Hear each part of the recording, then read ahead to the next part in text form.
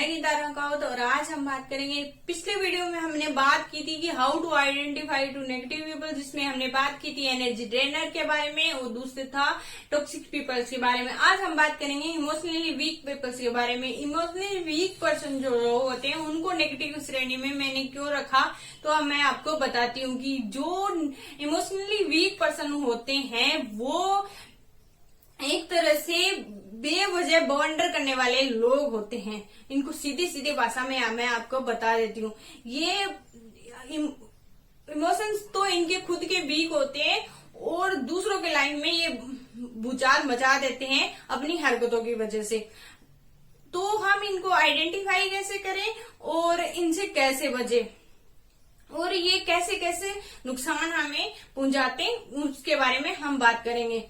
भावनात्मक रूप से जो भी लोग कमजोर होते हैं वो एक तरह से रोंदू किस्म के लोग होते हैं। इनको जरा सी मतलब ये कांच की तरह होते हैं, जरा सी इनको ठेस लगती है और ये बिखर जाते हैं। ठीक वैसे ही ये करते हैं कि इनको जरा सा कुछ भी बोल देते हैं तो ये रो देते हैं या पैनिक हो जाते हैं या बहुत गुस्सा ये लोग करने लग जाते हैं।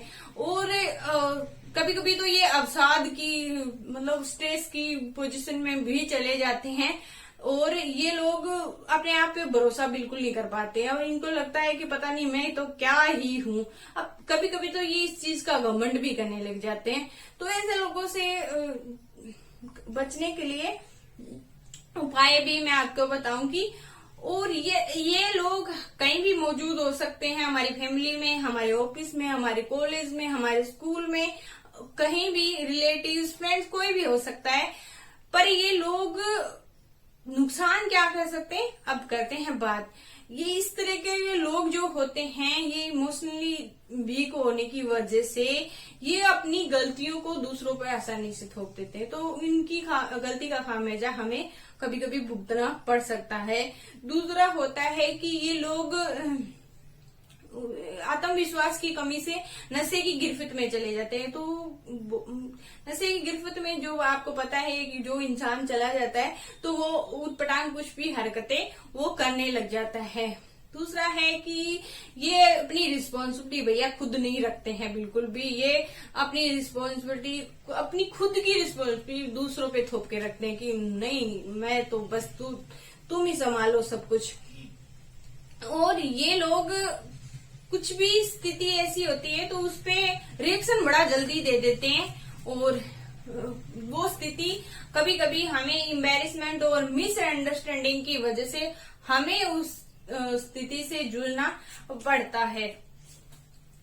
तो हम क्या ऐसा करें कि इन लोगों से हम बचें और इन लोगों से हम दूर रह पाए। क्योंकि जो हमारे आसपास सराउंडिंग होती है, जो चाहे वो अच्छे लोगों की हो चाहे बुरे लोगों की हो, उस सराउंडिंग की वजह से हमारी लाइफ पे अवश्य रूप से एक इम्पैक्ट पड़ता है। तो जरूरी है कि हम अच्छे लोगों की, मैच्योर लोगों की सराउंडिंग में रहें।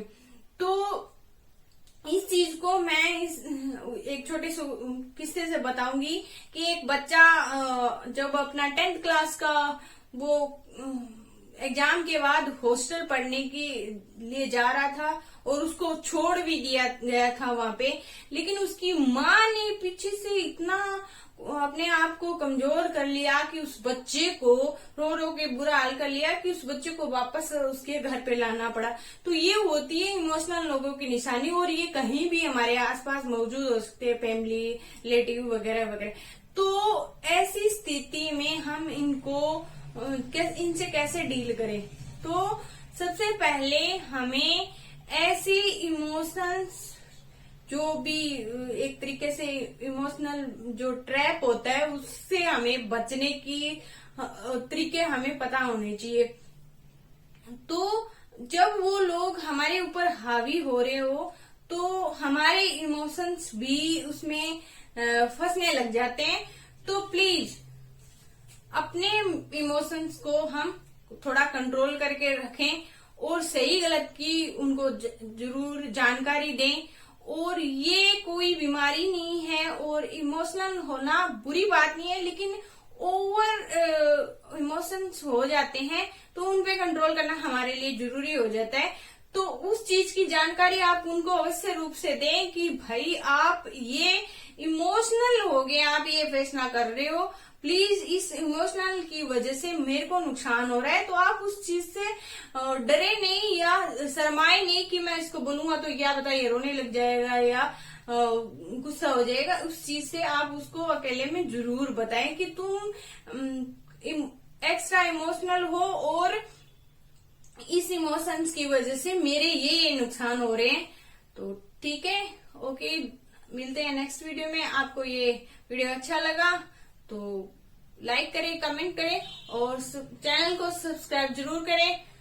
Till then bye bye and अपना और अपना का